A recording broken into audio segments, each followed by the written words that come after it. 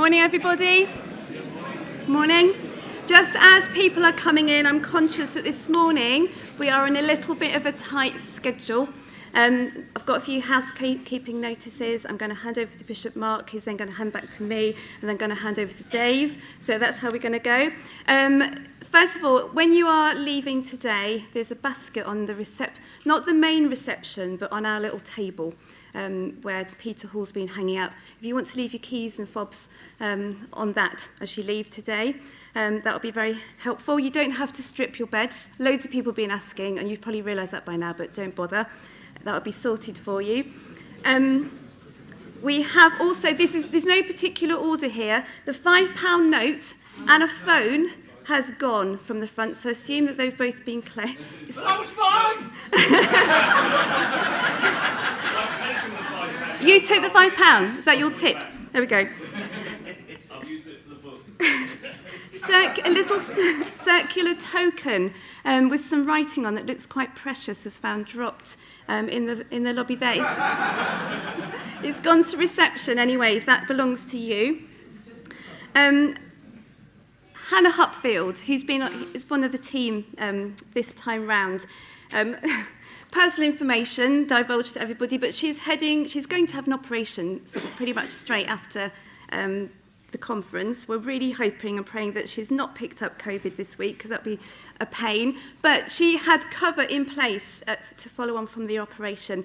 And is it the 5th of June cover has fallen through? Sunday the 5th of June. Is there anybody out there who could cover for Hannah Hupfield? She's gone down the PTO. She can't find anybody to cover for her. High Lane. It's the back of beyond. But anyway. I live in Staley Bridge. So it'd be lovely if somebody could do that. Straight after this talk, could you grab a coffee, go straight over to chapel, because we've got Eucharist to get through. Bishop Mark, and Bishop Mark is preaching. You're not going to drag us through that. All that Christian stuff. Thank you. I'm going to hand over to Bishop Mark.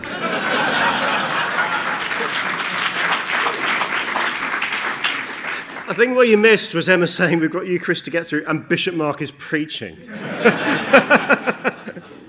Peter will come up and give a notice in just a moment, but before he does, it's my huge privilege just to say some massive thank yous. I don't know about you, but I honestly think this is one of the best organised conferences I've ever been to. So, let's just express that thanks.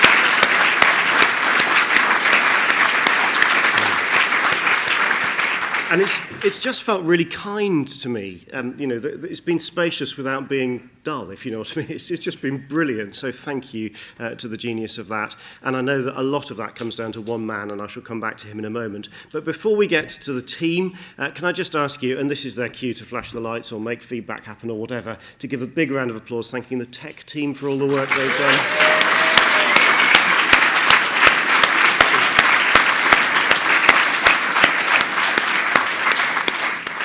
And then also, and I can't actually see you with us, but Shaman Nerf have been, I think, a huge gift of grace. Are you in the room, Shaman Nerf?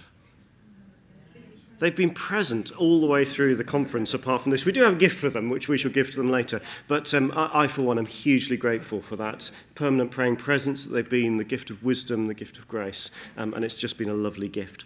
But mainly, I want to thank the team. So can I just ask you, if you're on the team, to come forward? So obviously we've got Emma, who's organised the team, so come forward. We've got Peter, who's organised every conference for the last 350 years. Come forward, Peter. We've got Hannah Hupfield, we've already mentioned. Come forward, where are you? That's great, thank you. We've got Simon Stride. He's sloped off and gone home. No, he hasn't. He's right at the back with the tech people. That's great. We've got Dim, otherwise known as Jim, if you're in the Diocese of Burnley. Brilliant. Oh, no, that's the other Jim. This Jim come forward as well, but is Dim here as well? Dim, he really has gone home. There you go. We've got, and I quote Emma here, the lovely Jill Foster, who is just champion of welcoming people. So brilliant, let's have her. Andy Stinson, who is probably playing piano in chapel. but he's done brilliantly as well. Mike Gilbertson, of course, our very own quizmaster Mike.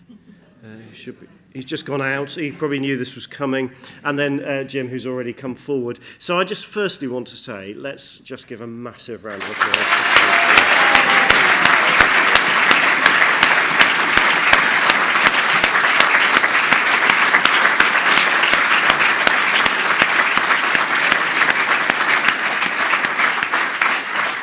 And then secondly, the main reason for getting them to come forward is because we want Peter at the front. I'm not joking. Peter, how many conferences have you organised?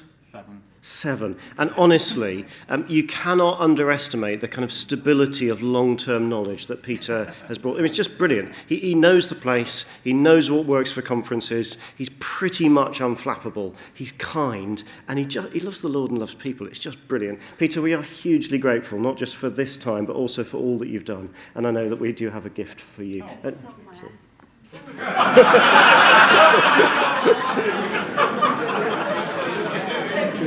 It's good.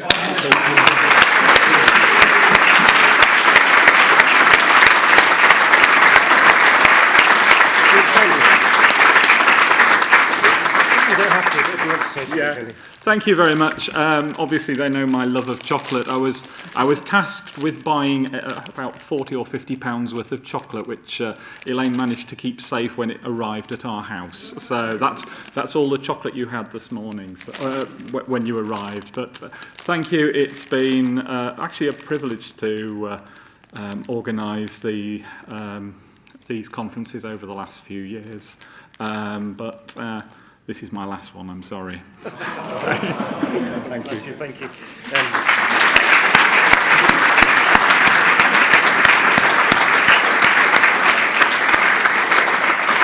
Do feel free to go down. The other brilliant thing about Peter is his T-shirts. I've just read today. It's the National Sarcasm Society. Like we need your support. It's brilliant. From one Peter to the other, and then back to you, Emma.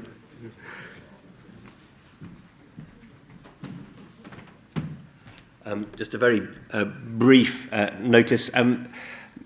Many churches and others across the diocese have been involved in supporting refugees from Ukraine and from other parts of the world. We're keen to connect people up, whether they're involved in sponsoring or supporting or welcoming refugees. We're aware that it's new territory for many. There's a minefield of stuff to negotiate, and some people have very significant experience in this already. If you're involved in any way in doing that, we'd love to take your name and your details. If you could come to the front afterwards just for a minute, and we will scribble down your name and make sure that we're connecting up with you on that, because we think you could be a great resource to others, and we hope that others could help you as well as the situations continue in Ukraine and elsewhere in the world. That's it. So straight afterwards, you may forget, try not to, but if you can come to the front, we'll just scribble your name down. That would be really helpful. Thank you very much.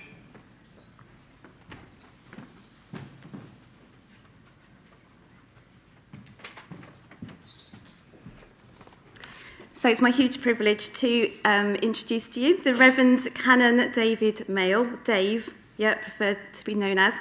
Now, he was the Director of Evangelism and Discipleship for the Church of England, but now co-leads the Church of England New Vision and Strategy team, which seeks to help dioceses and churches live out the 10-year vision and strategy, which is quite simply to be Jesus-centred for the whole nation. Previously, he was involved in theological education, tutor of Pioneer Mission, training at Ridley Hall, Westcott House. He also spent 10 years prior to this leading the Net Church in Huddersfield, which is one of the first fresh expressions of church in the UK, having previously to that served in 2 parishes in Huddersfield and Leicester. He's also written a number of books and articles on evangelism and pioneering issues, such as How to Pioneer and The Words Out, which are available from the bookstore, if it's still open, but they're around. And he's married to Heather and has 3 grown-up children. Much of his spare time is spent watching or playing sport. You have the last slot of the conference. I don't know whether that's a blessing or a curse, but thank you so much for being with us, and welcome. Thank you.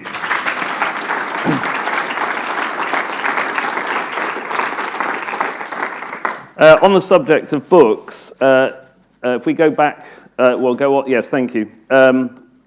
Just to say, though I have got 3 grown-up children, those of you who've got grown-up children will know they still seem to take your money all the time. So if you could help me by buying any of these books, that would be great. I didn't realise the bookstore would be gone, but I happen to have some copies in the boot of my car of The Words Out, which relates to quite a lot of what I'm saying today. So they're just by the door, someone's pointing at them, and they should be £9.99, but for you today, special offer for Chester, £5. Yeah. The only thing is, I've got no money or anything with me, so you will need cash. Unless you want to buy a bulk, then I'm sure I can give you a bank transfer. But have a look at those. Thank you so much for the invitation. Thank you. I will echo Mark's words, brilliantly organised compared to a lot of conferences I speak at, where this goes up and I suddenly realise that wasn't what I thought I was speaking about. So thank you for that. And great to be with you at the end of your time together. I'm around till after lunch, so if you want to talk about anything I've said, I'm more than happy to do that. It's always slightly nerve-wracking when there's really been only one passage you're looking at, and you've had the speakers that you've had so far. Stephen Cottrell and I were just checking we weren't going to say the same things, so I told him what I was going to say. Get that right. And he never came back to me to tell me what he was saying. So he may well have done this talk already, we'll find out. But I want to spend some time looking again at the passage, and I suspect that a lot of what I will say you'll have heard already in this conference, but in a way it's just reminding you, drawing those things out, and helping you bring together some threads of what God has been saying to you, both as a diocese and as individuals, as you leave here. So if you've got the passage open, do bring it front to your mind, and if you've got it there, have a look at it. It was the same sea, it was the same nets, it was the same boats, it was the same friends. Cast the nets out, pull them in. That was yesterday's work, that's today's work, that's tomorrow's work. Nothing changing, everything the same. And then Jesus turns up. And the lives of 4 fishermen are changed in an instant. Their whole trajectories of their lives are reorientated. I wonder, as you prepare to leave here today, where you would put yourself in that story. I wonder, as you think about how you're feeling about going back, who you would be in that story. Is there a sense of returning to the mundane? That might be the reality of our situations. Nothing's going to change. It's the same today as it will be tomorrow. Maybe these last couple of days have left you excited about the possibilities of what might happen. Maybe even that your sense of call has been renewed or changed. And there is that sense of reorientation. I don't know what God has been doing in you.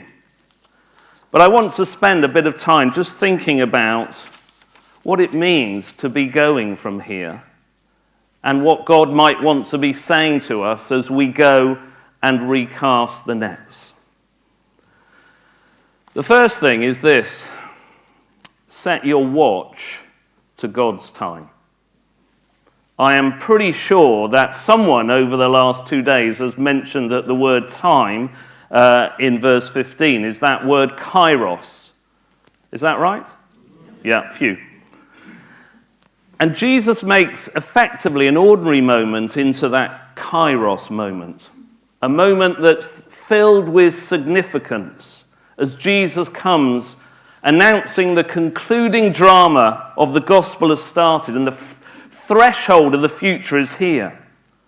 And in a sense, what is amazing about that is that we are part of this last series of God's epic show for this place that we call the world. And that word, time, can also be translated as opportunity. And I wonder, as you leave here, where you see the opportunities that maybe God is making into his time. I love these words from Marcel Proust, who said this: "The real voyage of discovery consists not in seeking new landscapes, but in having new eyes." Because the reality is that the parishes and the communities that you are going back to will probably not be very different from when you left them.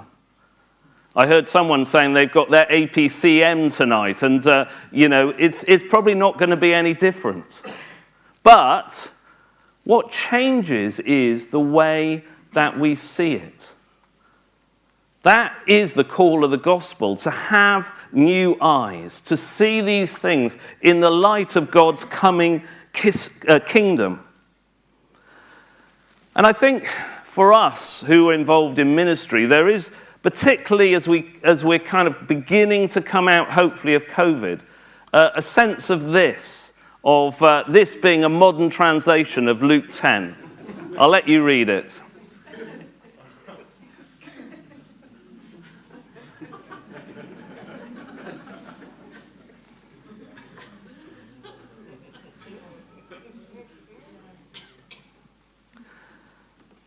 We laugh, but I honestly think for us, there is some reality to those words, aren't there? There are times when we feel like that, if we are honestly true about how we see things.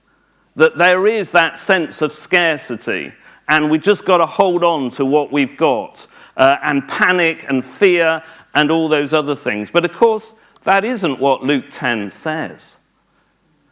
The harvest is plentiful. The problem's at the worker's end. So ask the Lord of the harvest, therefore, to send out workers into his harvest field. See, our concentration is on the harvest, and we start. That's where we panic about the scarcity. But actually, Luke reminds us that it is the Lord's harvest. It is the Lord's harvest. And we need to remind ourselves of that, and in a sense, free ourselves that this isn't our harvest. And it's not all dependent on us. I still love this book, Out of the Salt Shaker, by Rebecca Manley-Pippard. I still think after years it's probably, apart from obviously my book, one of the best books on evangelism. It's better than mine. But she says this: "Our natural tendency, even as Christians, is to focus on the human aspects of evangelism and not the divine. Yet it is God who takes the initiative to pursue seekers. It is his Spirit who converts. It is his gospel that saves. Evangelism is God's business from start to finish." And as we think about being fishers of people, that's really important for us to remember. That actually we look for the opportunities where God is at work. We set our watches to God's time so that we are alert to where he is and what he's doing. But it's also important to notice one other thing from the passage, because we can suddenly get into everything's fantastic, but it isn't really. And how does this passage start? Now, after John was arrested. And literally, the Greek it means is given up, given over. It's the word used of Jesus as well. He's given over in terms of the crucifixion. Here is Jesus announcing the coming kingdom. But at the same time, John is being given up. And we realize that actually, the coming of the kingdom, there is that now and not yet. That there is those parts of our ministry which are not easy. This happened in Galilee, where Herod Antipas was in control, where it was a nightmare to live, where taxes were high, where the Romans dominated you. Yes, the good news of the kingdom comes into that, but it comes into somewhere where God's rule is restored, and yet. So if you are feeling, what I'm going back to is a nightmare, God can still work in and through you in that place. Just remember those simple words, after John was given up. This isn't a gospel. This isn't the announcement of a kingdom which exists in a world where everything is perfect. This message exists in a world which is hard and difficult and challenging. So, as you go from here, as you think about where is God at work, where are the opportunities in your communities? Where are the opportunities in the parishes that we serve? Where do you need to set your watch to God's time? It's true in the diocese as well. Where are the opportunities? Maybe those areas of Ellesmere Port or Runcorn or other places where the church has struggled. Maybe around children and young people. 340,000 young people in the diocese, but less than 3,000 going to church. Maybe that's where God is asking you to set your watch to his time. And it's also part of what we're trying to do nationally. Some of you know, but many of you won't, that the Church of England has been working on, for the first time ever since the Reformation, actually having one vision and strategy, rather than about 100,000. And I've been working closely with Stephen Cottrell on this, and some of the other people here have been part of helping us to work out what it is that God is calling us to as his church. And it's come from consultation, from clergy, lay leaders, from the local up to say, what is it that God is calling us to as a national church? And as Stephen Cottrell would say, it's blindingly obvious, really. This isn't a statement which is going to shock you, that we are a church for the whole nation which is centered on Jesus and shaped by the 5 marks of mission. I mean, there's nothing there that you're thinking, wow, that must have taken a long time to come up with that. But in a way, it's really good. It brings us back to Mark 1, that we are to be shaped by Christ, that we are living by his time. And then some of you will have seen this. When we did it, Steve and I decided we didn't want a 20-page document. We wanted to see if we could get the whole of the kind of vision and priorities onto one piece of paper. And Twitter has loved taking the mickey out of us and saying that we've had paid consultants thousands of pounds to do it. Can I say one of my staff did it on PowerPoint, so we haven't paid any consultants. But these 3 priorities of saying, if we are to be a church shaped by Jesus, then we should be reflecting who Jesus is and what he calls us to be. So we feel that God is calling us as a church to be a church of missionary disciples, perfect for your passage today. A church where mixology is the norm, parish and church plant and fresh expressions and chaplaincy and missional communities are the norm of our call to be the church for every person in this nation. And finally, to be a church which is younger and more diverse, which reflects the nation that we serve. And out of that are some bold outcomes, which you can read there. I won't go through them, which are trying to break those priorities down.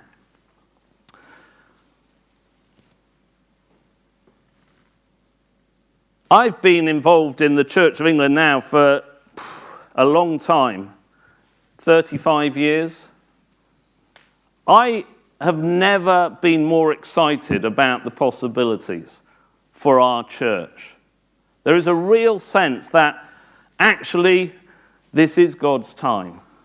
And one of the things that excites me about those 3 priorities is they're not new. They're actually things we've already been working on around discipleship, around the mixed ecology, around beginning to think more about diversity and young people. And it feels like God is saying, yes, these are the right things. Now push forward with these. And I was at a meeting with Mark last week where I said, I've only really got one talk about this whole vision and strategy, and this is it. So this will save you having to hear it over the next 10 years. Firstly, that this is ambitious. Some people have not liked the fact that there are some specific targets. There aren't many. There are 2 out of the 6 bold outcomes. But actually, if we are being shaped by Jesus, then and the kingdom is coming, then actually we should be ambitious. There is a rightness about that. And we've said we want to see 10,000 new worshipping communities. If we got to 8,500 in 10 years, would that be a failure? I don't think it would. I mean, just in a way, all the targets do is say, we can't just keep doing what we're doing. We need to do something different to get there. It's a way of bringing that together. Secondly, alignment. And this excites me. I've not seen the church aligned in this way. And what we're wanting to do is align with what dioceses are doing. I'm very aware that dioceses have their own vision and strategy. And how does that relate to what we're saying nationally? And this isn't a top-down thing. This isn't the national church saying, this is what you must do. It's saying, this is what we feel God is calling us to do. Now join with us in this.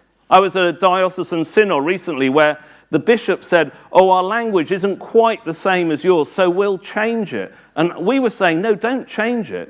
It's right. It's completely linked to the vision and strategy. But use your own words that work in your particular context, but be aligned. And I hope you were really excited last week by the announcement of the funding from the church commissioners, £0.9 billion pounds. Much of it to be given to the vision and strategy. That is really exciting, that we're now aligning our resources with our vision and strategy together, and particularly focusing them on disadvantaged areas and young people. They will be at the top of the priorities for funding. But that is, the amount of money the church commissioners are giving has gone up by 30%. And the other exciting thing is that though the figures are for 3 years, we're actually working on a 9-year plan to fit in with a 10-year vision and strategy. And that means that actually we can really bring changes. Where often we're feeling there isn't the capacity to do this, actually this might give us the capacity to do the things that God is calling us to do. And lastly, action. If I have one fear from my last 2 years working on this, it is that this will just stay a piece of paper on all of our desks. And actually, the whole point of this is to be translated into actions at the local level, at the diocesan level, at the national level. Because it seems to me that actually, if we become a church of missionary disciples, if we become a church where mixed ecology is the norm, if we become a church which is younger and more diverse, and above all, a church shaped by Jesus, then all the other issues we're facing will fall into place with those key things. So, let me encourage you to set your watch to God's time, to ask yourself, where are the opportunities that you face? And to trust that the Lord of the harvest will do his work in and through you and your churches. So, secondly, as you leave here, put your nets down. The summons from Jesus to these 4 is clearly issued in those words, follow me. And actually in the Greek, it's not an invitation. It's a command to be agents of the kingdom in God's unstoppable mission. But what it meant was leaving the familiar and stepping out into the new. And in a way, as Jesus came announcing his kingdom, it was going to be the same for Israel. And that's why we see all the problems that come through the Gospels in terms of the Pharisees and Sadducees and everything else. Because for them, the familiar was ancestry, land, temple, law. Those are the things we rely on. And suddenly Jesus was saying something else about the coming kingdom. That they were going to be fulfilled, but in a way that they didn't expect. And as we think about putting your nets down, I wonder what it is that God is asking you to put down today and as you leave here. Maybe things that are familiar, are comfortable, are even good. That God is saying, it's time to put that down as you follow me. And the whole of Mark's gospel, but particularly this passage, is marked with urgency. The Greek word appears in verse 18, verse 20, verse 23, verse 28, verse 29. You can see that the English translators struggled with that, and they translate it in lots of different ways. But it is the same word that is translated immediately, those 5 times. Put your nets down. There's a certain irony as well, isn't there? You know, he's calling them to be fishers of people, but the first thing they need to do is put their nets down. You see, the key thing to understand from this passage is, because Jesus has come bringing in his kingdom, fishing has become necessary. That's the key thing. Because Jesus has come announcing the kingdom, fishing is now necessary. And it's interesting that that phrase, fishers of people, is not a new phrase. It appears in the Old Testament, Jeremiah, in Amos, Habakkuk, other places. Sometimes about God's servants, sometimes about God himself being the fisher. And the heart of it is that sense that once someone has been caught, the life they knew has ended, and one very different from what they lived before has started. There is that real sense of change in that idea of fishers of people, of complete change. And that's why the gospel is good news. And that's why it's mentioned verse 1 right at the beginning of the gospel of Jesus Christ, and verse 14, proclaiming the good news. And of course, as you know, it's the Greek word euangelion, which is translated in other places outside the Bible as party, as celebration. I think the trouble is, not many people think of evangelism as party or celebration. I know you had a great time last night celebrating a bit of party, bit of victory. I mean, that's euangelion. That is euangelion.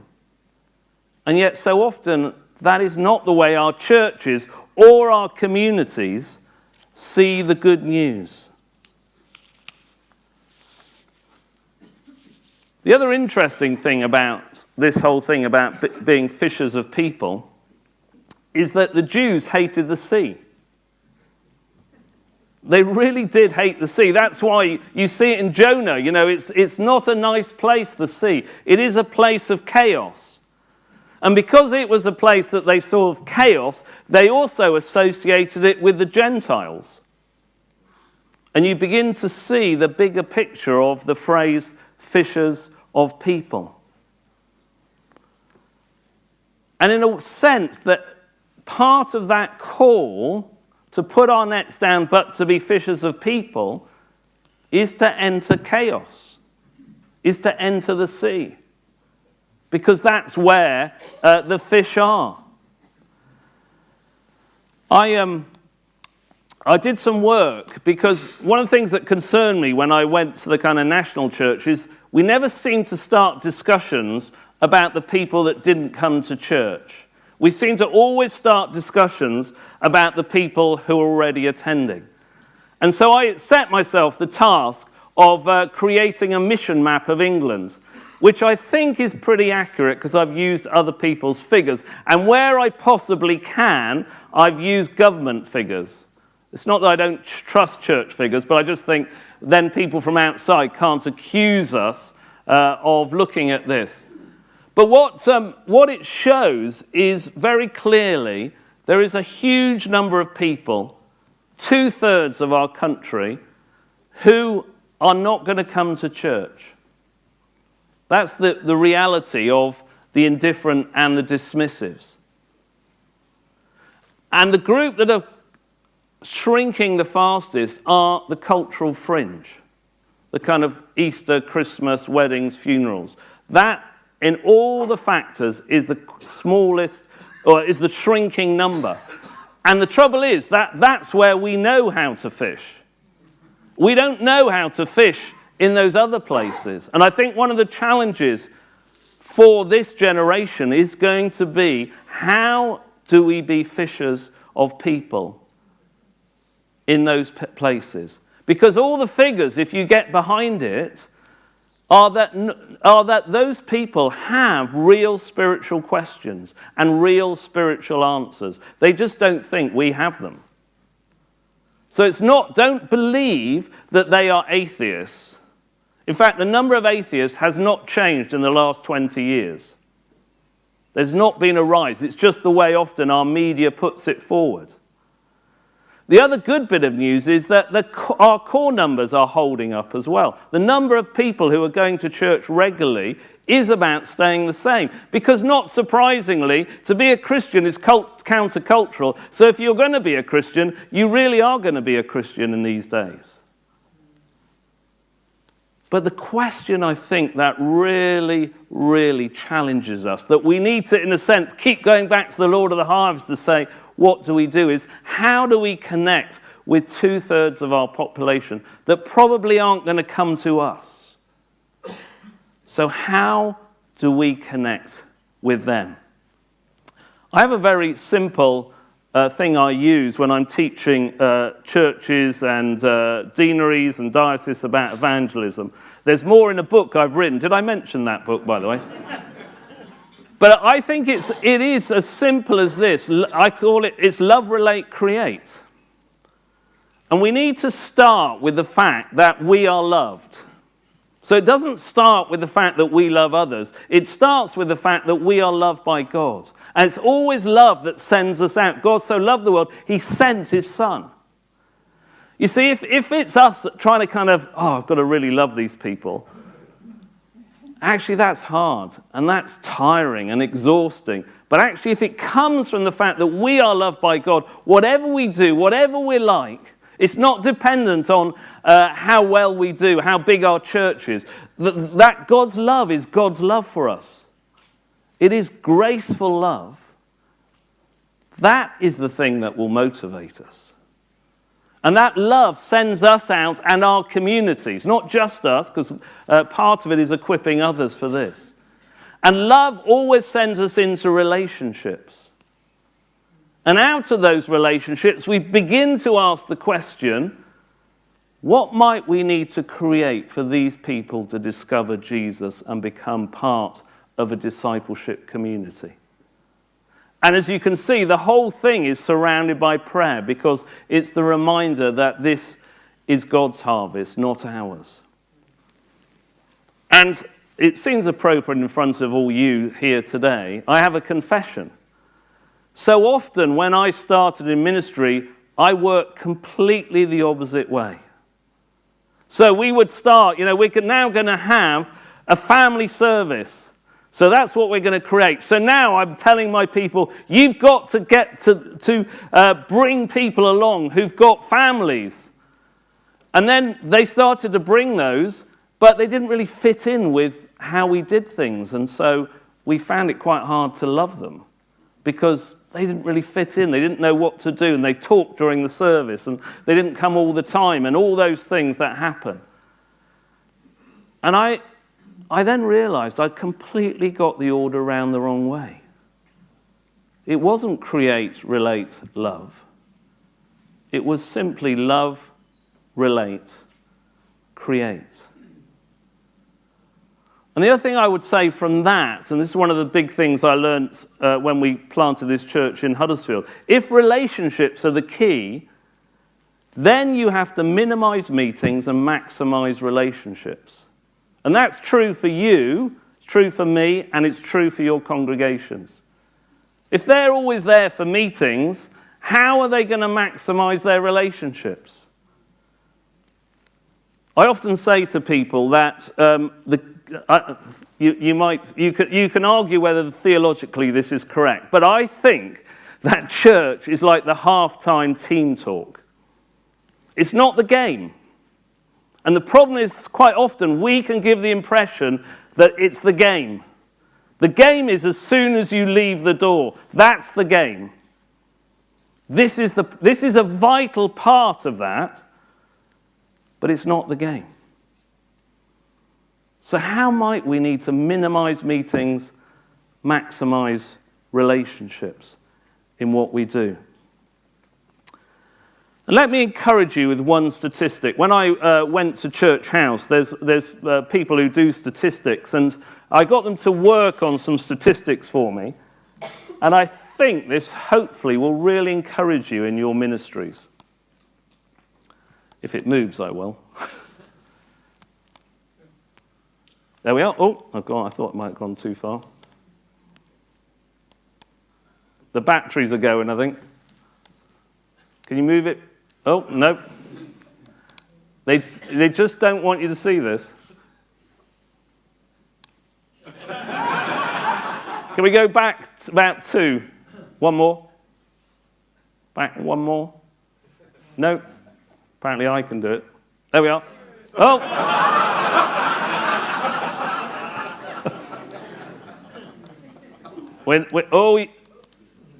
It's this one that it seems to struggle with. I'm not doing anything. The next slide is the same slide. So you actually have 2 slides. Excellent. Okay. So, statistically, if 1 in every 50 people in church invited someone to church or an event or whatever, and they stayed and became part of that, the whole Church of England would be in growth. Does that encourage you? Because I think most of us thought this challenge of growth is way beyond us. You know, we're just fooling ourselves. It's basically 2%. If 2% of our congregations invited someone and they stayed and became part of our community. You mean per year? Per year, yes. Thank you for that. Per year. We would be a growing church. That, I hope, really encourages you, and I would urge you to tell your people this. The danger is they think, oh, good, I don't need to do anything because there's 49 others who just can sit around. Obviously, part of the thing is the more people are inviting, the more likelihood is that you'll get to the 1 in 50. But it doesn't need a big change. I love these words from a former missionary who said this: transformed leaders have a clear conviction that God can and will work through their congregation to change lives, and that their congregation of people can be used by God to help change the world.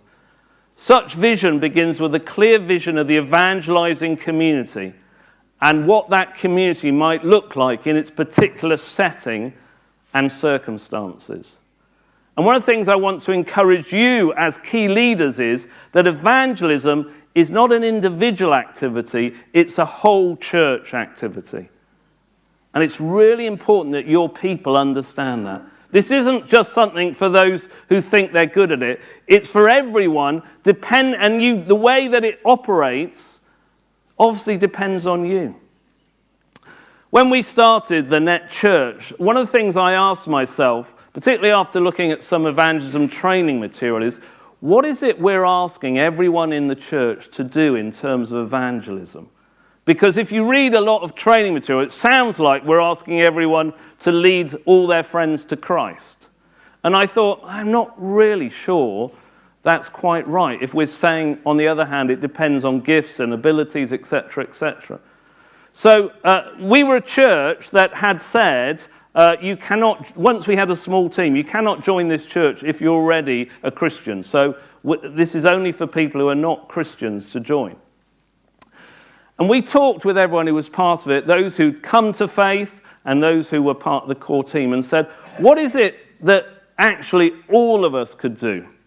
And over a few months we worked on it, and we came up with 3 simple things. This isn't what I'm suggesting you do, but it's just what I'm suggesting you do is that you have that conversation with your congregation so that they know what's expected of them, because the vast majority of congregations I talk to have no idea what's expected of them when it comes to evangelism and mission. They really don't know what you want them to do or what they're to do together.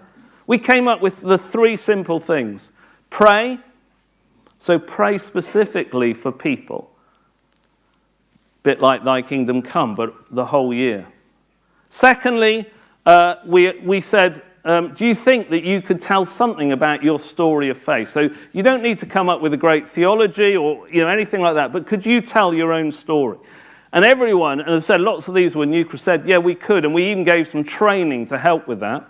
And thirdly, we said, could you invite people to things that we do, to events, that et cetera, et cetera? And they said, if it's good, we will. So we kind of came up with a contract. And actually, weirdly, one of the things we started doing was running events twice. So we almost ran them for the Christians to check, for them to check out was all right. And then they'd say, oh, I really wish I'd invited so-and-so to this. And then we'd do it again. And in fact, most of our events had at least 50% people who were not part of the church.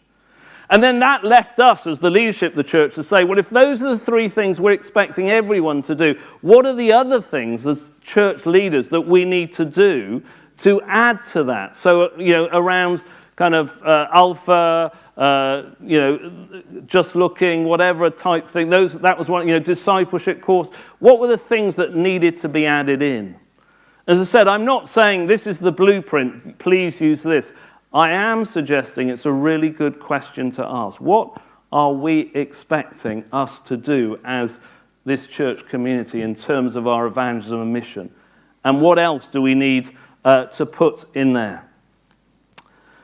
Okay, lastly, the art of tacking. This is a little bit painful for me because I am one of the world's worst sailors. I've only ever tried it twice. The first time I sailed out into the sea and I couldn't actually turn it round, which is slightly worrying because obviously if you don't turn it round, you end up, in big trouble. It didn't help that my wife was with me and then decided that she could give me a lot of advice on how to turn the boat round, which I didn't really seem to work. So recently I was on holiday and I went out sailing with another friend and we actually learned how to tack properly, and that you can actually change the direction, you can sail into the wind, all these kind of things. And actually tacking also means that you often sail out of the doldrums. And the art of tacking, in a sense, that ability to zigzag and to use the wind of the Spirit and to sail out of the doldrums, in a sense, is a bit like the call of the kingdom to repent and believe. That the gospel calls us to embrace wholeheartedly what God is doing. And the announcement of the kingdom it means the reshaping of our lives. It means that we continually ask the question, what life is it that God is calling us to at the moment? And I think that there are 2 key questions as we think about the art of tacking, as we think about how we repent and believe in our present times, as we think about what it means to live wholeheartedly for the gospel. And they are 2 of the most obvious questions, but I think they are still the kind of questions that I continually come back to for my own life, and I suspect for you. The first is this simple question. do I or do we really believe this? And it's interesting that the word in Jesus' time for believe is not the way that we use believe.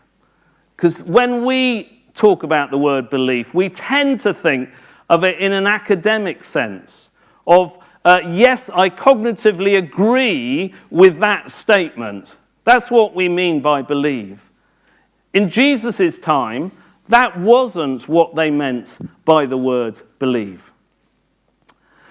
The picture on your screen is of a very famous man called Charles Blondin. He was the Kim Kardashian of his age. He was a huge celebrity in the 19th century, tightrope walker. And he was most famous for walking across the Niagara Falls. And tens of thousands of people would come to watch this, both on the Canadian side and the American side. And as with all celebrity things, you can't keep doing the same thing because people lose interest. So he would sometimes walk across the tightrope with someone on his back. He once stopped in the middle of the tightrope and with a little furnace cooked eggs and bacon. There was this famous time when he walked across with a wheelbarrow. And as he stood there to start the whole thing with the wheelbarrow, he shouted down to the crowd on his side of the Niagara Falls, "Do you believe I can do this?" And they're like, "Yes, we believe you could." And being a good celebrity, he asked them again, "Do you really believe?" "Yes," and whipped them up. And then he said, "Okay, who's going to get in the wheelbarrow?" And that is what Jesus means by the word believe. It's not, "Oh, yeah, no, I think that's right. Yeah, no, I agree with that. Oh, that all sounds very good to me." It's, will I get in the wheelbarrow? As I go back today, will I get in the wheelbarrow? Do I really believe this? Do I really believe this? Then the second question is just as simple. Can God use me? Because I think if we're honest, there are times when we think that God has passed us by or forgotten us. And we ask that question. The picture here is of an amazing woman, the older lady called Mary Morehouse. When I went to the parish in Huddersfield, I started asking people. There seemed to be a lot of people who'd come to faith recently. And so I asked them, good kind of vicarly thing to do, tell me your story, how did this happen? And so many of those people started their story with, "I met Mary Morehouse." And she was a spinster who lived in a little cottage on the edge of the parish. And so I went to see her to see what amazing evangelist and what she did. How did she do it? I might better use it in a book. Can God use you? And actually the answer to those two questions helps us to live with confidence and expectancy in the face of all that life will throw at us. But they are questions that we will continually need to come back to. Do we really believe this? Can God use me and us as we think about our congregations? God hasn't passed you by. God hasn't forgotten you. Your church community are the A team. It's not that God has actually got a busload of people he really wanted to be in your church and they're going to turn up next Sunday and replace the ones you've got. This may not be the message you want to hear, but you have God's A team at the moment. Those are the people God wants to use in your community. They may not be the people we would have chosen, but they are the people that God has chosen. So, I want to finish with a picture and a story about boats. This is a true story. I know it's true because it was on the BBC News. So a man and they've never released this man's name. I've looked recently, still haven't released his name. Decided that he was going to sail his boat from Gillingham in Kent round to Southampton. He'd never sailed anything before. So to work out how to do it, he got a road atlas and worked out the distance between Gillingham and Southampton. And then he bought enough diesel that he would put in his car for that journey and put it into the boat. He worked out, this wasn't a stupid idea, that basically coming down from Gillingham, you would hit the channel and then you'd turn right and you'd hug the coast and you would end up in Southampton. It wasn't a stupid idea. It had some sense to it. So he set off to do this. What he didn't realise is that at the mouth of the river was an island. So as you can see from the diagram, he got to the coast. He thought, right, all I need to do now is turn right, hug the coast, and I'll end up in Southampton. Of course, what he did was he went round the Isle of Sheppey once, he went round it twice, he went round it 3 times, and then he ran out of diesel. The Coast Guard had to go and save him, and we're told that the Coast Guard said to him, next time we suggest you just take a train. But I tell that story because I think that one of the dangers is that we hug the coast. And the whole story of what we've been reading in Mark 1:14 to 20 is about God's call to go into the deep. You see, the coast is familiar. We know where we are. The deep, the chaos, the sea is unfamiliar. But actually, that's where God is calling us to be. As we go from here, He is asking us not to hug the coast. He's telling us to set our time to His time, to look, discern with the Spirit His opportunities, to put our nets down, to put down maybe what is comfortable for us, and to learn the art of tacking, to understand where the winds of the Spirit are going to take us as we ask the question, do I believe this, and can God really use me? So I urge you as you leave here to leave with confidence that we leave with the Lord of the harvest and that He is giving us new eyes to see what He is doing. And we can trust Him for that and trust Him for the future. Let me pray for you. Heavenly Father, we thank You for Your word to us. We thank You that we are part of the announcing of Your kingdom, that we are part of the last series in this amazing production of Your salvation plan. And I pray for all of us as we go from this place, Lord, that we would discern the opportunities which You are giving to us and to our churches.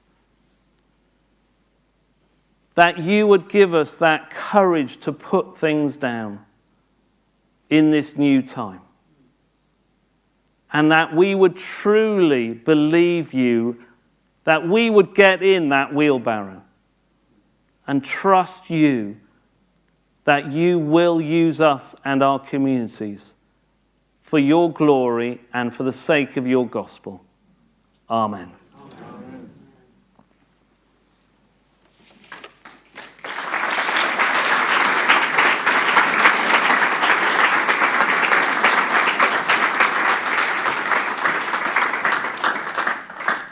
Wow. So massive thank you to Dave. That was a really hard spot to fill, but actually what a brilliant way to end the conference. What a fantastic message to send us out with. You've kind of pulled together all those threads that have been swimming around all week into something logical and strategic and doable. So thank you so much. And as we have been doing with all our speakers, we're giving you a hamper of local produce to say thank you so much. Oh, thank you. Brilliant. Oh, thank you. That's so kind of you. Thank you. Thanks, everyone.